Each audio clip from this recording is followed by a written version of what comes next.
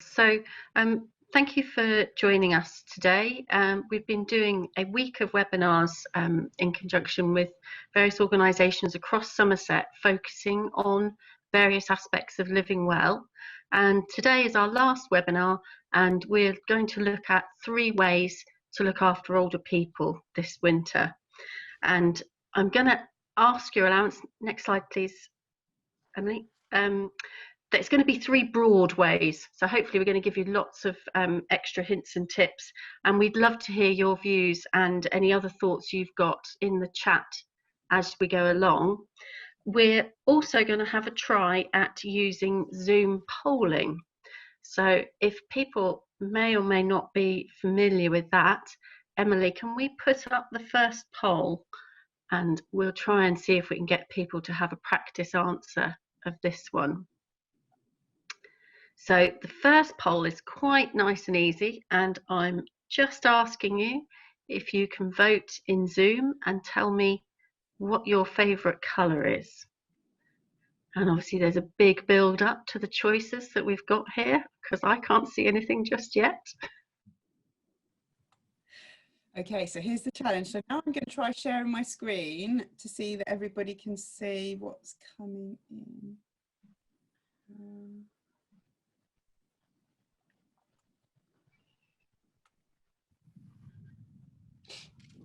Can you see the poll progress, or can you just see the PowerPoint presentation? I can just see the PowerPoint presentation at the moment. Oh, can I just see the PowerPoint presentation? Thank you. So there's got to be, right, what we'll do then is we will end polling, and I'll see if it gives me an opportunity to share results. Here we go. Can you all view that? Yes. Yes. Wonderful. Here we go then, Orla. Stop that. I will go back to sharing.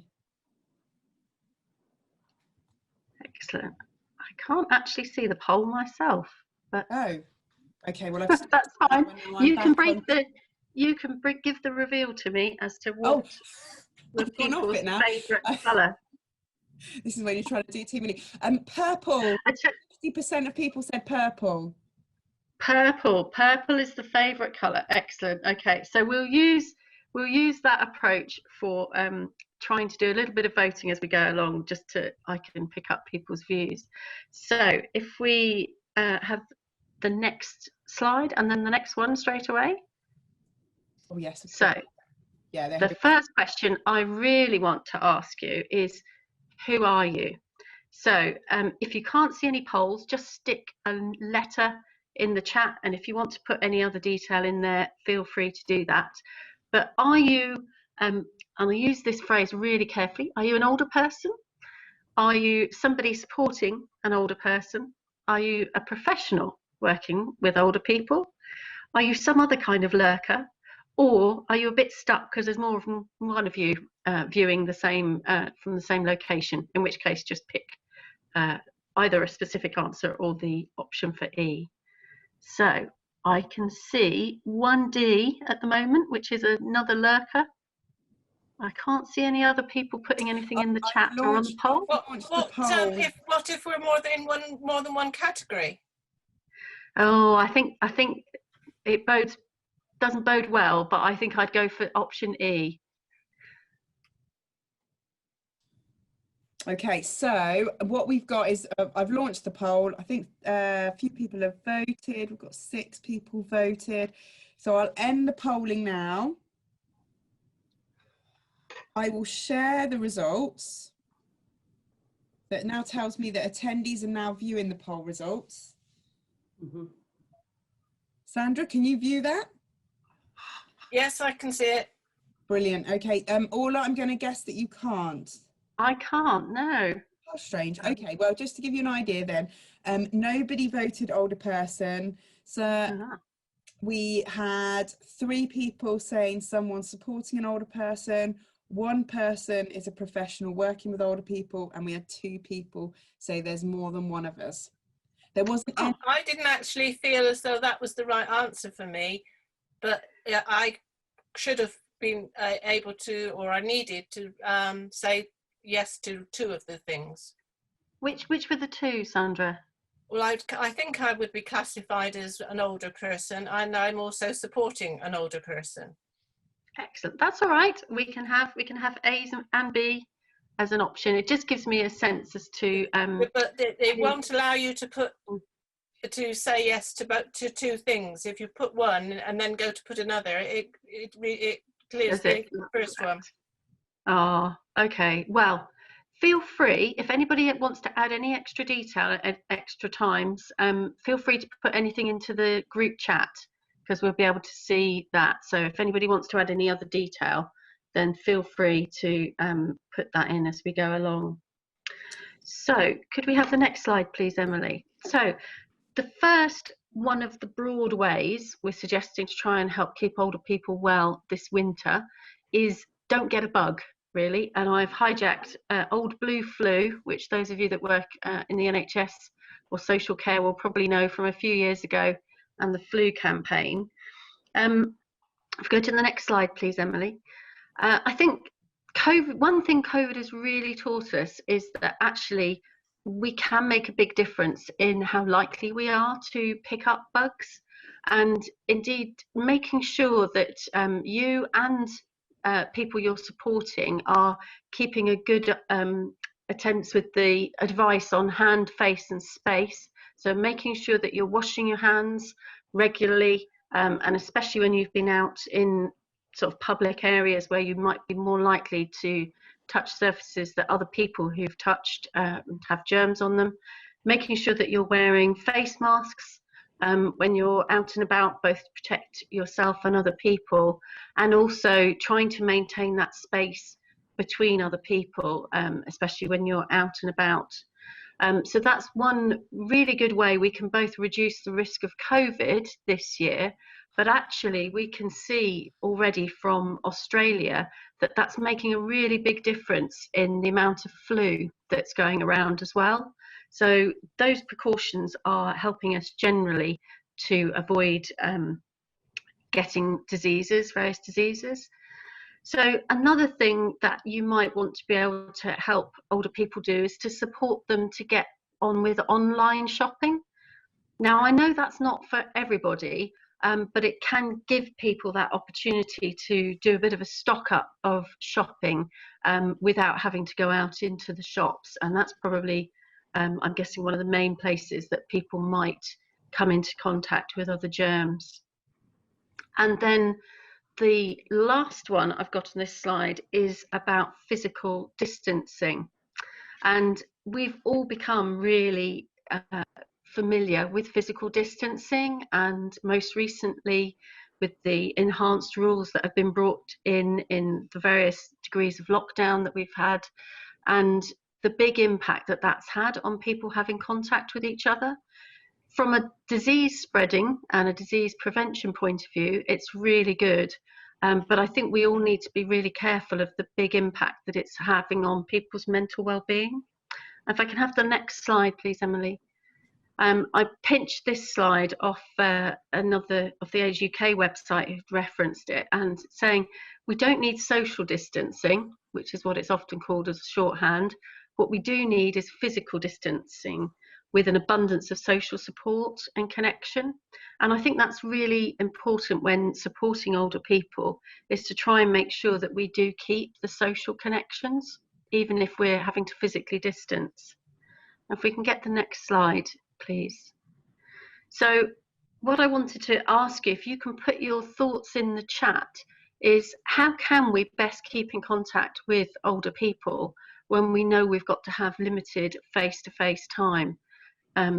If anybody's done anything that they feel comfortable to share with the rest of the people on the call, that would be really interesting to hear about. One thing that we've done in my family is, this is my daughter talking to my parents over Zoom, and she's sharing a reading book that's available on one of the websites. So my mum and dad are able to help her with her reading once a week. And it just means that there's a really good reason for them to be in contact with each other, and it's really good fun. And then at the end, when they finish the reading book, They're often playing games over the internet as well. So I can say Connect 4 is definitely a very good one and is a good winner.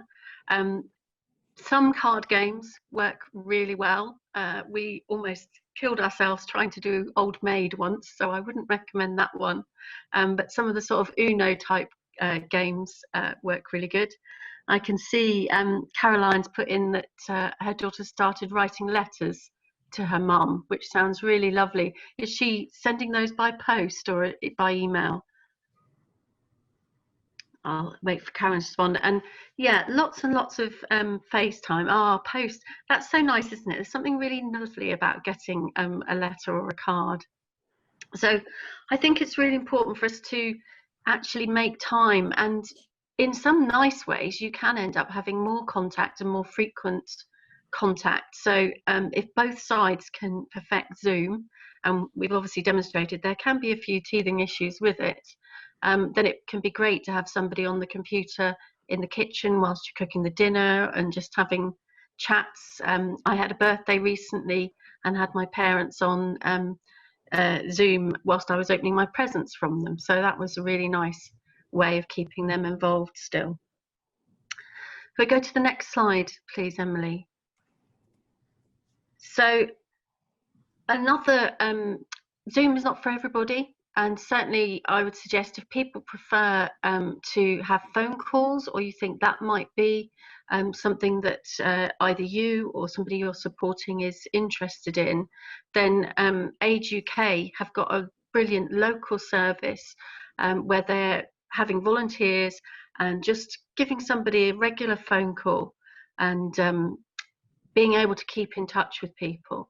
So if you are in Somerset, or indeed even over the border, North Somerset, if you want to call the Age UK number that's on that slide there and leave your details, then they can get in touch with you about that. And I can see a few things. Yeah, sending photographs and things like that is a lovely touch. Another local one, Emily, on the next slide down, is we've tried really hard. I mean, it sounds like a lot of people are professionals working in Somerset, and you'll be aware that a lot of our services have really just shut down with the initial lockdown, and it's taken a little bit of time for services to sort of rise from the ashes and try and reinvent themselves in various online ways. And so, for example, the wonderful village agents and community agents have got their talking cafes back available on Facebook. So there's opportunities there for getting in touch with people and making that contact. And as you can see, really, because we're not talking face-to-face, having that online ability is really useful. And if people have teething problems, then supporting them, sitting with them so they can get online is really useful. So get the next slide, please, Emily. So another thing we wanted to highlight in terms of stopping you catching the bugs and staying healthy is 3 key vaccinations that older people should be having. So first one of these is the flu vaccine, and that's obviously offered each year, and each year the recipe of the strains involved changes slightly so that we can best target what we think are going to be the predominant flu strains that are circulating. And that's offered to a range of target groups, including those who are aged 65 plus, and also their carers. So if you fall into those categories, or indeed any of the other at-risk categories that the NHS targets, then try and get the flu vaccination. I know already that there are a few wrinkles in it this year, and we're having some people finding it difficulty to book appointments or get access to it. Another vaccination that is worth looking into is the pneumonia vaccine. So this is full name is the pneumococcal polysaccharide vaccine. It's the version that's given to people aged over 65 and over, and this one is only needed once. So in terms of getting that, your GP should be getting in contact with you to invite you to have that. So if you think you haven't had that one, get back in touch with the GP. And then the shingles vaccination, and I'm afraid I don't know the answer about whether you need it if you've had shingles. I'd say talk to your doctor to get sort of specific advice about your medical background or the person you're asking about. But the shingles vaccination is aiming to prevent the re-emergence of the chickenpox disease in older people. So it's a really annoying fact that as you get older, your immune system becomes less effective, and that's in terms of your sort of ability to fight off diseases. And if you've had chickenpox when you're younger, that virus is still living within your system, and as you get older it can re-emerge and give you a really horrible skin condition. It can be very, very painful. We've had this in our family, and I would really recommend this. It's offered to people over the age of 70, and it's only needed once. Your GP should be offering it once somebody's at 70 years old, just after their 70th birthday, and then if they miss that opportunity, they should be re-invited again when they are 78. And if you are between 78 and 80 and you haven't had it, you haven't had an invite, then go back to your GP. It's not routinely given to people over the age of over the age of 80. So you need to get back in touch with your GP if so that you can get it when it's offered on the NHS, if you want to take that up. And if we go to the next slide. So in terms of our immune system weakening, there's a number of reasons why we want people to get the flu vaccine. So the first one is really it's going to protect people, and we've seen a number of headlines about the increased risks potentially of flu and COVID-19. It's a bit scary. Some studies have said up to 600% more likely to have serious risks, including death, from getting flu at the same time. So we really want to make sure that we minimise the people catching COVID, and we absolutely minimise the people catching flu. If we go to the next slide, Emily. And the other reason we're really keen to try and have as many people as possible vaccinated with the flu vaccine is really because it's going to enable us to support our NHS a lot. We estimate each year we get between about 20,000 and 30,000 people in Somerset who are infected with flu. Now, not all of those will have very bad symptoms or even symptoms that they may notice at all, but that still means that we have about 8,000 GP appointments that are used up with people seeking support with flu. And we spend about £2 million a year in Somerset on flu care in an average year, and it would be at least double that if we didn't have the vaccination programme to reduce the numbers catching flu. So it's really important. It protects the person, it protects their loved ones and other vulnerable people they might come in contact with, and it also helps support our NHS if we can get as many people vaccinated as possible. So moving on to how we get the flu vaccination. So the most obvious place to get your flu vaccination is at your GP practice.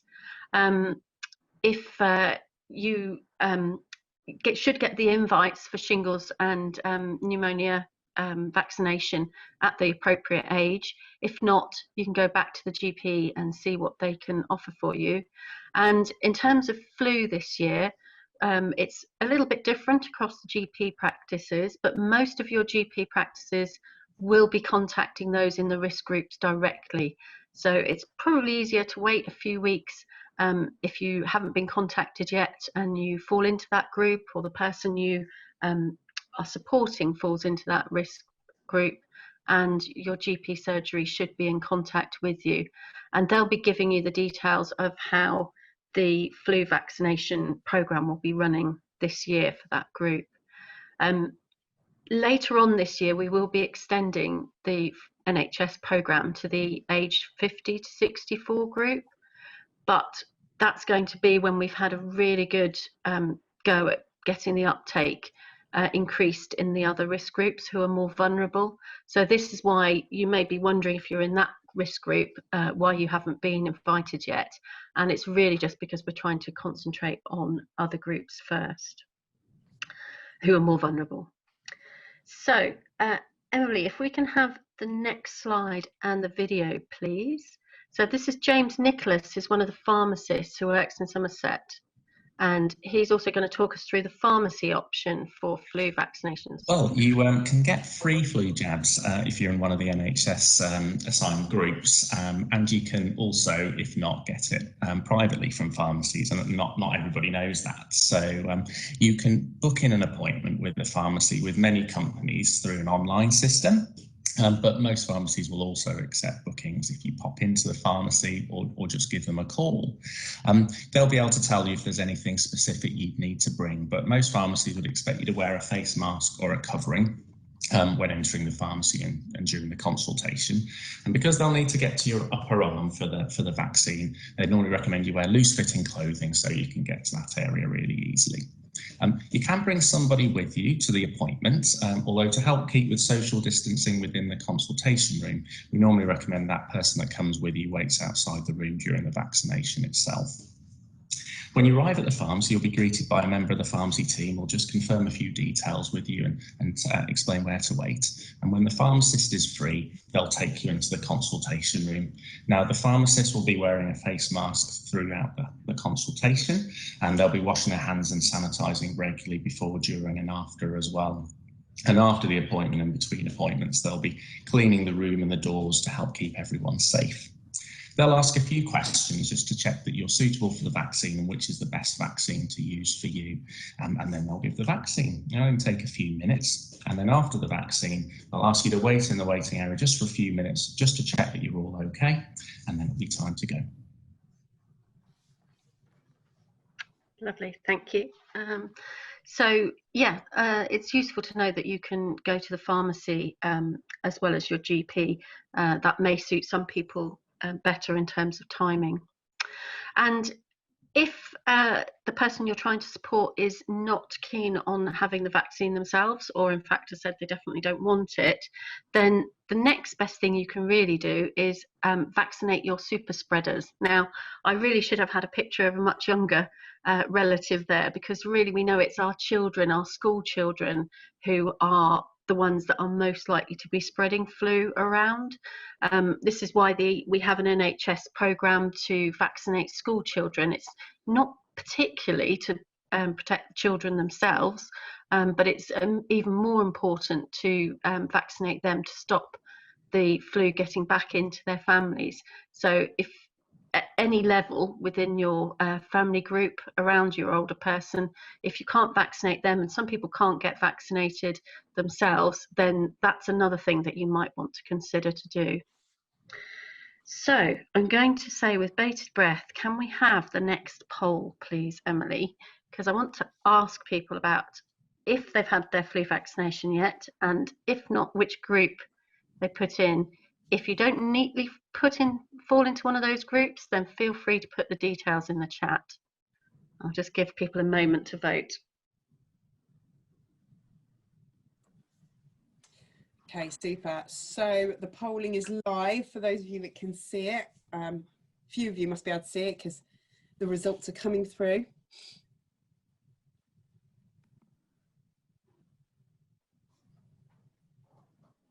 I'm conscious, obviously, that if there may not be people who are falling into those target groups at the moment, but I know some people who, even if they're not in a target group, do make their own decision to pay and get their vaccine.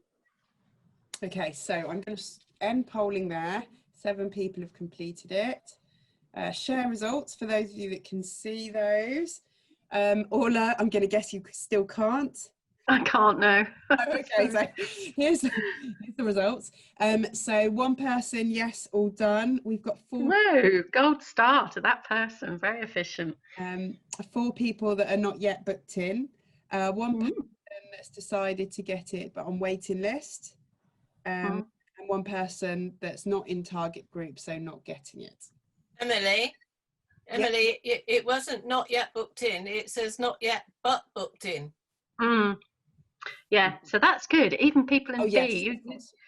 definitely get a silver star for effort, even if we're not quite got the vaccination yet. That's really pleasing to me. Obviously, I'm not that surprised, given that most people sound as if they're professionals working with older people. So it is really important for us, if we can stop spreading it on by being vaccinated ourselves, then that's a really useful thing to know. So excellent, that sounds really good. So if we can have, we're going on to the next bit. So the next thing I wanted to sort of focus on really is helping people to keep warm, to help them keep well over the winter time. And if we go on to the risks that there are from the cold on the next slide. So obviously there's, most extreme is probably that you have hypothermia, but actually even lower levels of sort of prolonged cold can have quite a few serious side effects. So if you get really cold for a long period of time, it will increase your blood pressure, and it also increases the risks of various cardiovascular disease and cerebrovascular disease, so heart attacks and strokes. If you have cold muscles, then that's also a risk factor that increases the likelihood that people might fall over. And it's just miserable, really, isn't it, if people are in the cold and they're not able to keep themselves warm enough. So if we go to the next slide, the recommendations are that homes should be kept at least 18 degrees.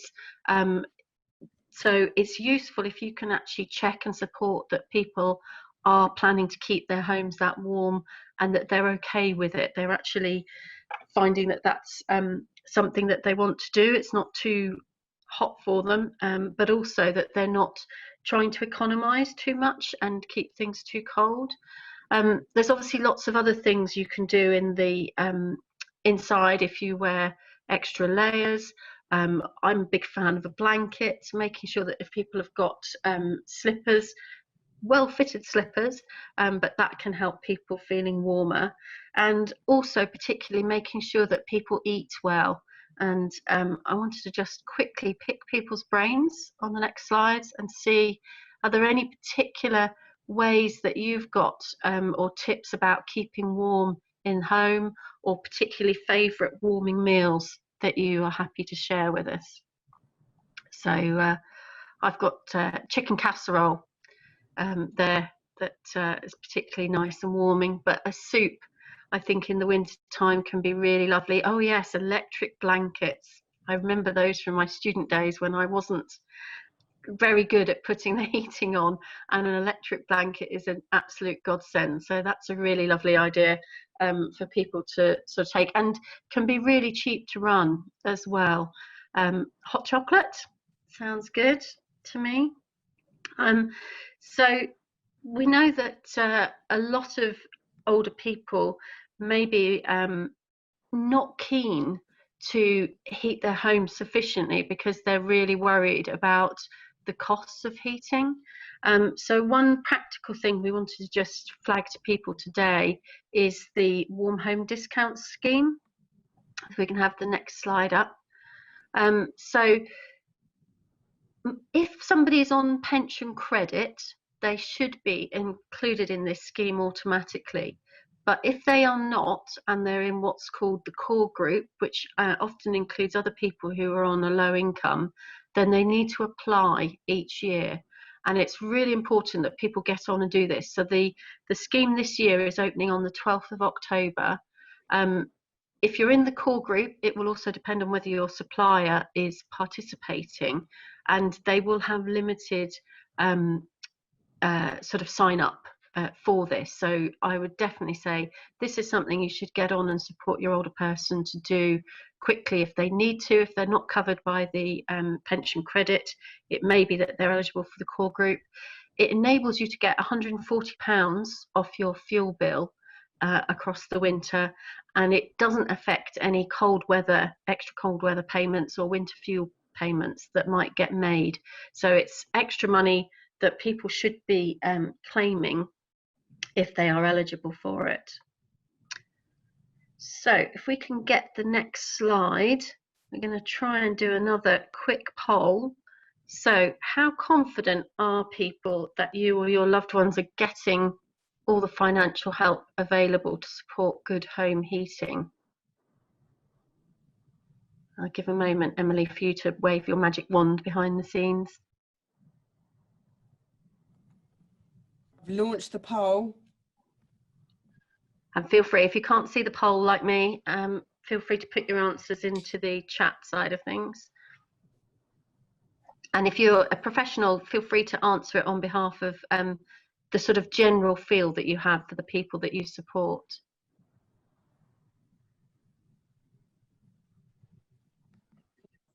Okay, so I think roughly 7 people are voting every time. We've got 7 responses in, so I'll end polling there. Share the results. Okay, Orla, so we have 2 people that have said yes, all sorted. 1 that has said yes, have financial help, but it's not enough. 1 that says not sure. And then we have 3 that say not eligible, not needed. Excellent. Okay, so, and I can see an extra A all sorted in the chat as well. So yeah, a bit of a mixed picture really.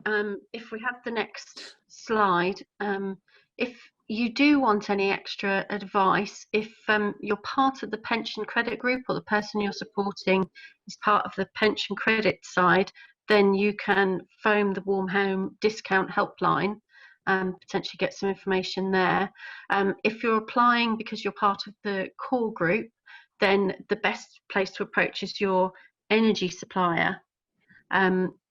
So they should be able to support you. And then also Citizens Advice are really good about general information, and there may be other grants, benefits that will also help people both pay energy bills and also make sure that the home is in the best condition as possible to make sure people are warm. And I feel like I need to give a special wave now to Teresa, who said she's in the USA but still joining us. So thank you very much for joining us. I hope this has got enough of a kind of universal appeal to it. So that's amazing. Emily, our comms has reached the other side of the world. So it's impressive, I know. Who knew? It is. So if we move on to the final area, so this is all around helping people to keep steady through the winter.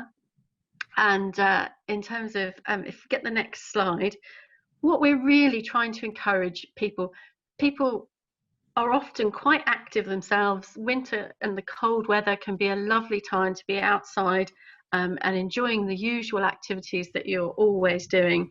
So I'm not trying to imply that everybody gets to a certain age point and then is absolutely incapable of being active.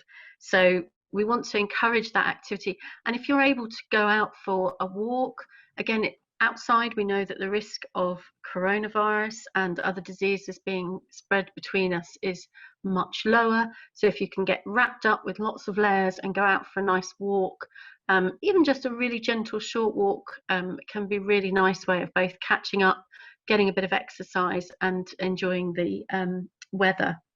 However, we do know that a lot of people can be really nervous about getting out and about and being active because they're worried about falling. If we go to the next slide, please, Emily. So we want to really try and support people to avoid a fall. So one of the first things, which might surprise you in terms of trying to avoid a fall, is to make sure that people's eyes and ears are okay. So obviously if somebody's eyesight is declining, then that can mean that they might stumble over things that they're not seeing very clearly. And also with your ears, you can potentially get some balance problems. So if there's anything like that, if somebody hasn't had an eye test for a couple of years, it might be worth booking in to try and get an eye test. You want to take another look? Oh, okay. Give you some notes. Ooh. Hello, I can hear a bit of background noise. Is somebody commenting? It sounds like just a bit of background. Okay, so that's one thing. The other thing is to encourage people to keep hydrated, and a lot of this advice we're saying today is not particularly peculiar for older people. It's good advice for all of us. So enabling people to keep hydrated and drinking lots of water. If you don't drink enough, it can sometimes make you feel a bit lightheaded. So it's really good to keep hydrated to avoid any falls risks. And also check medications, and that can be you could talk to your GP or your community pharmacist is a really good point of contact on this front, particularly if you've changed your medication or if any of the medications make you feel dizzy in any way, then it's a really good idea to just get a check, make sure that things aren't conflicting with each other, and that's good. Now, you guys may well know this because you're mostly professionals, but the most common places for people to trip in the house is either on the bottom step or on the top step of the stairs. People are really good generally going up the stairs once they're in their rhythm, but the very start and the very last step can be a little bit difficult. So it's really good to check that there's good stair lighting. Sometimes those lights above stairwells can be really high up, so people don't necessarily get them changed, or it's difficult for them to get changed themselves if the bulb goes. So checking that there's good stair lighting is really important. Possibly considering buying little night lights. We have one in our corridor at home, which is really good if you get up in the night to go to the toilet. You've got a little night light that's there, and the one we have is light sensitive, so it turns itself off in the morning, and they're very cheap to run. If you believe the claims, they're about 30p a year, so there's no great cost to them, and that can be really helpful in the bedroom to support people if they need to get up in the night. I would say have a good look around for any trip hazards as well, and check that if people are wearing footwear inside, and also the old slipper question, make sure that footwear is safe, well fitting, and is not going to be a trip hazard itself. And then the other thing is that falls are definitely not inevitable, and even if somebody's already had some falls, there's plenty of things that you can do to try and help people improve their balance. And if we can have the next slide and the next video, within Somerset we've got Stay Safe, Stay Steady classes that are operational, and we've got a clip here of Kathleen and April talking about the opportunities that they've had in those classes.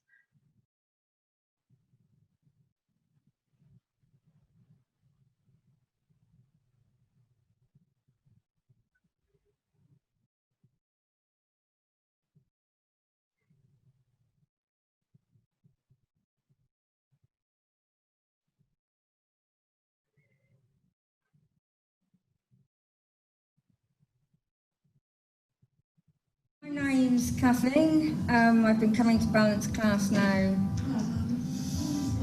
probably about 14, 15 weeks. Yeah, I've come on leaps and bounds. When I first walked in the door, I was on one of these three-wheeled like trolley things. I didn't find it easy because I suffer with a lot of arthritis and that, so obviously some of it played my joints out.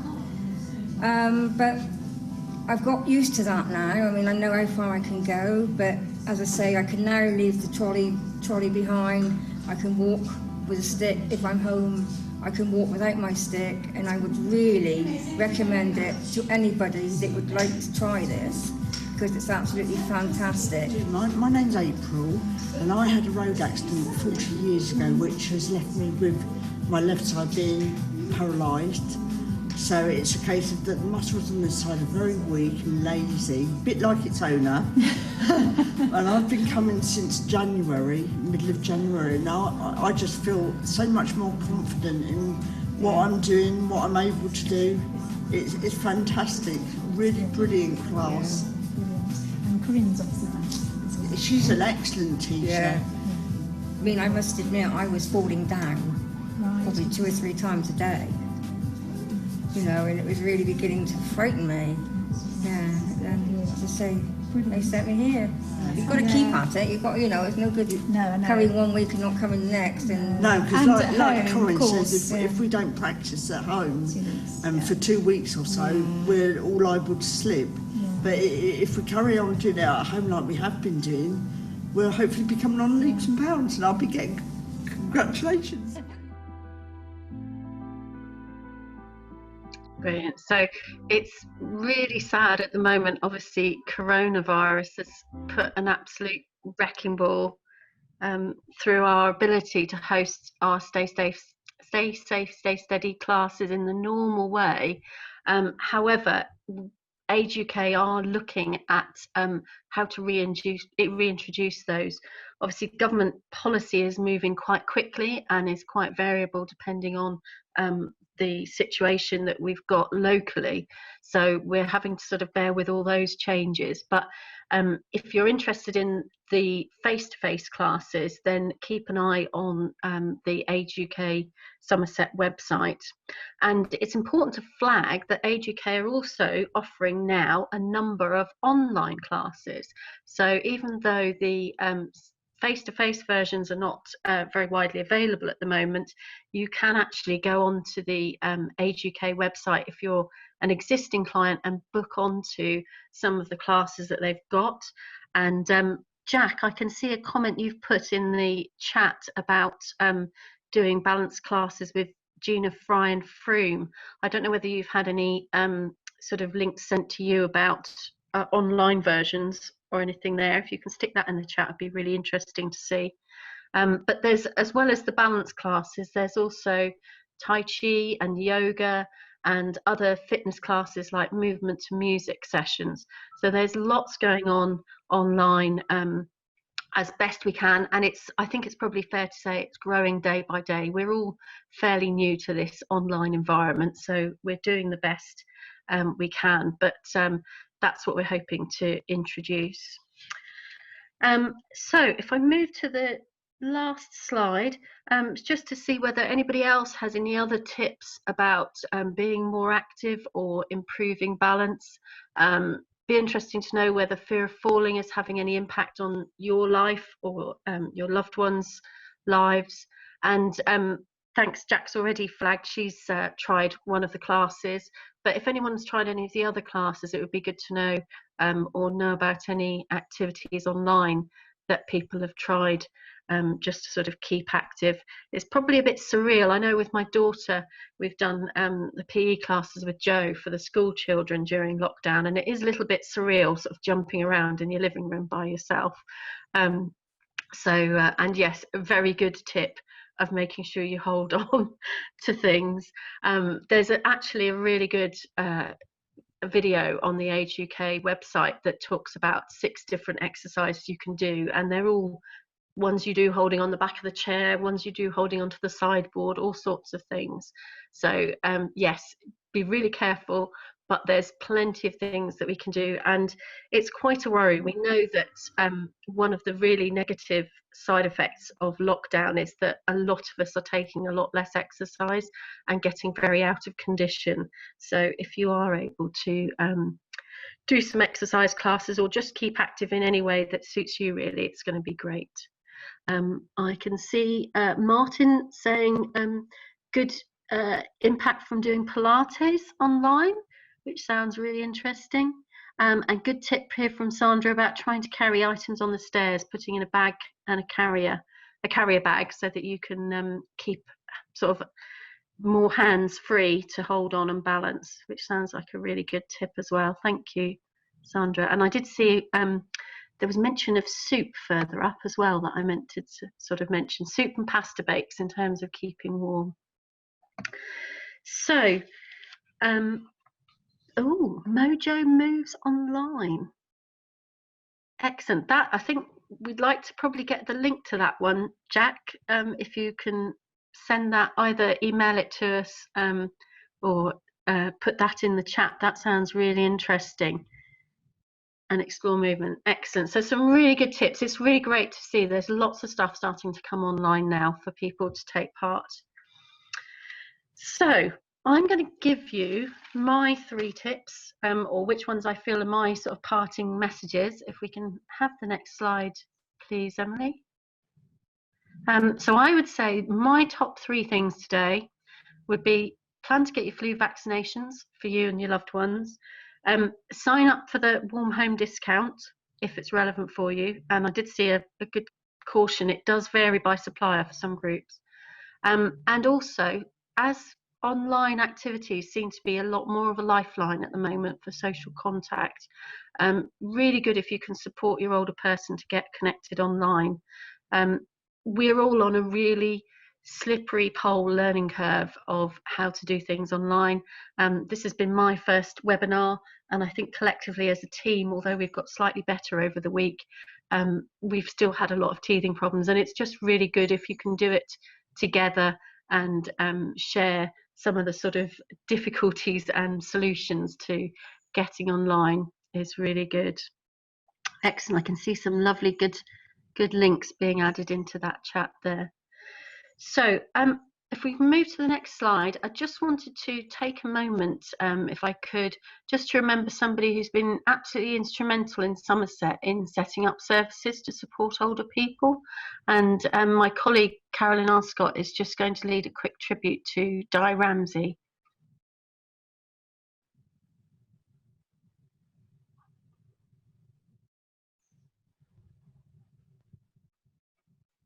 Thank you, Orla. It's a privilege to talk about our colleague and friend Di Ramsey, who passed away last week. I worked closely with Di until the end of last year in my previous role and had known her for 10 years.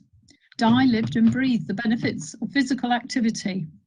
In her role at Age UK Somerset, we worked jointly on many projects, introducing new activities such as fly fishing and golf. We held slipper exchanges to help reduce falls. As falls prevention is so important, we went on to develop Stay Strong, Stay Steady classes, initially trialling this on a small scale. However, this then grew into the county-wide programme we have today. Di was an amazing person. She had a real zest for life, sense of fun, and was very sincere.